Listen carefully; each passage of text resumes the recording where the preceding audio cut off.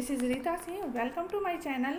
So from today onwards I am going to change my style. As you can see that I have written on the board in point wise.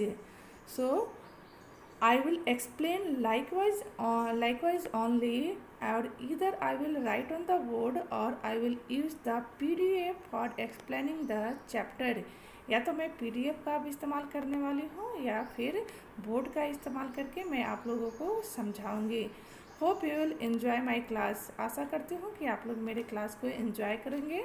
So today's topic is understanding laws from class 8th political science. आज का हमारा chapter है understanding laws या कानून की समझ, जिसे मैंने क्लास 8th के पॉलिटिकल साइंस से लिया है. The content of the chapter is do laws apply to all. क्या कानून सभी पर लागू होते हैं. How do new law come about. नया कानून कैसे आता है. Unpopular and controversial laws. अलोकप्रिय तथा विवादास्पद कानून. The first topic of the chapter is do laws apply in all. क्या कानून सभी पर लागू होता है. Members of the Constituent Assembly were agreed there should be no arbitrary exercise of power in independent India. हमारे संविधान के निर्माता जो थे, जब उन्होंने संविधान बनाना शुरू किया तो वो सभी इस बात से सहमत थे कि सत्ता का मनमाने तरीके से इस्तेमाल स्वतंत्र भारत में नहीं होना चाहिए. Therefore, several provisions are instituted in the constitution that would establish the rule of law.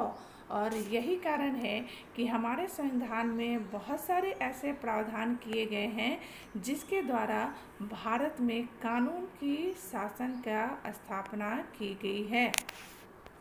The law cannot discriminate between persons on the basis of their religion, caste and gender. और कानून के शासन का मतलब है कि कोई भी कानून किसी भी व्यक्ति के बीच में उसके लिंग, उसके जाति या धर्म के आधार पर उसके साथ भेदभाव नहीं कर सकता. The rule of law means that all laws apply equally to all citizens. कानून के शासन का मतलब है कि सभी कानून एक समान रूप से सभी जनता पर लागू होती हैं. And no one can be above the law. और कानून के शासन के ऊपर कोई भी नहीं है. Neither a government official nor a wealthy person nor even the president of the country is above the law.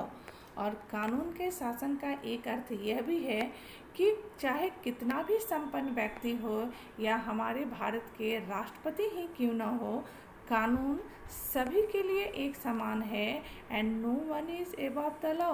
और कोई भी कानून से ऊपर नहीं है. That means the law will be equally applicable for everyone, whether he is the president of India or the beggar of India. कानून का जो शासन है वो सभी के लिए एक समान लागू होता है, चाहे वो भारत के राष्ट्रपति हो या कोई एक बेगर हो. एनी क्राइम और violation of law has a specific punishment. किसी भी क्राइम या कानून के उल्लंघन के लिए एक सुनिश्चित सजा का प्रावधान है. As well as a process through which the guilt of the person has to be established. और इसके साथ ही साथ वह प्रक्रिया जिसके द्वारा किसी को भी दोषी सिद्ध किया जाता है, वह प्रक्रिया सभी के लिए एक समान है. In ancient India, in some cases, the punishment that two persons received for the same crime. प्राचीन भारत में कुछ केस में यह देखा गया है कि दो व्यक्तियों के लिए जो सजा का प्रावधान था, एक समान सजा के लिए एक समान क्राइम के लिए दो व्यक्तियों के लिए जो सजा का प्रावधान था, vary depending on their caste background. यह उनके जाति के बैकग्राउंड के आधार पर थोड़ा उसमें अंतर था. With lower caste being more harshly penalised. क्योंकि लोअर कास्ट जो थे, जो नीचे तबके के लोग थे, उन्हें सख्त सजा दी जाती थी, comparatively the higher caste.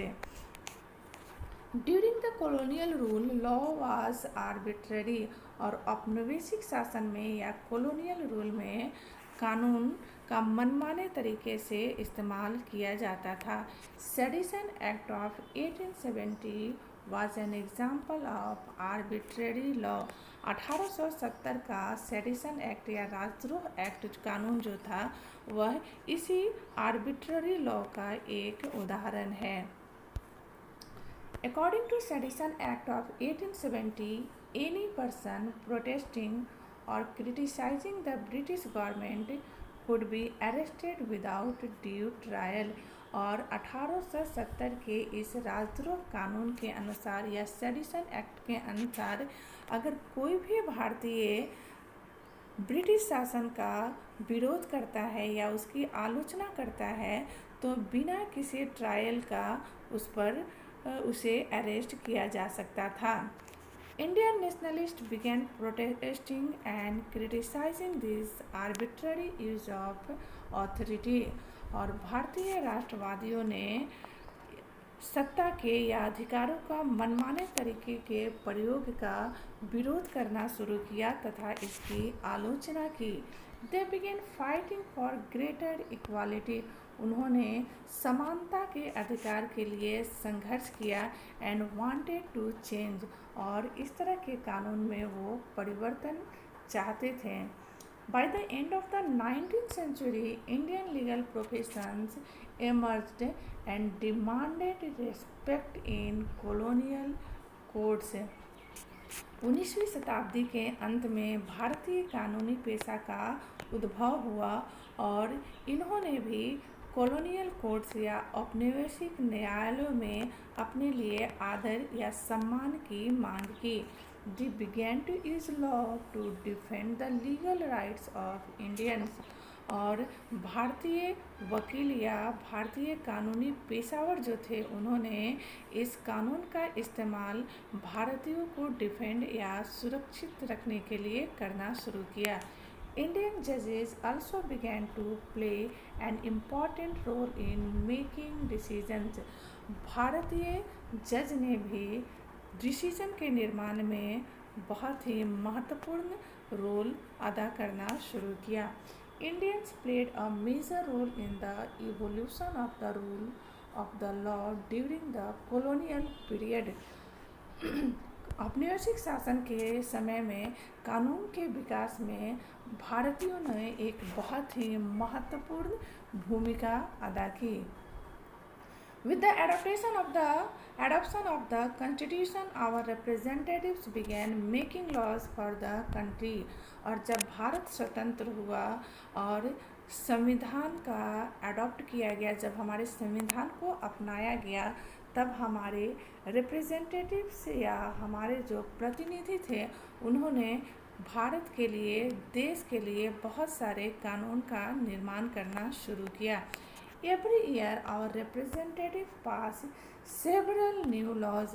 और प्रति साल हमारे जो प्रतिनिधि हैं वह बहुत नए नए कानूनों को पास करते हैं as well as revising existing ones. और जो पहले से जो कानून विद्यमान है उसमें संशोधन या उसमें परिवर्तन या सुधार लाने की भी कोशिश करती है। Example, Hindu Succession Amendment Act 2005, sons, daughter and their mother. Here mother, I left the mother, sons, daughter and mother. Sons, daughter and their mother can get an equal share of family property.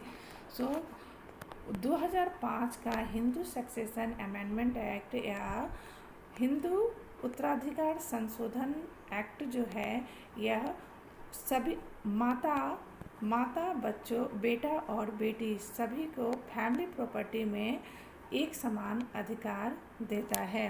और यह act जो है 2005 में इसे संशोधित करके लाया गया था, अर्थात इस एक्ट में संशोधन किया गया और संशोधन के बाद यह बताया, संशोधन के बाद बेटा, बेटी और माँ को परिवार के प्रॉपर्टी में एक समान अधिकार दिया गया। So this topic is completed. In the next topic, I will explain how do new laws come about. Please like, share, and subscribe my channel.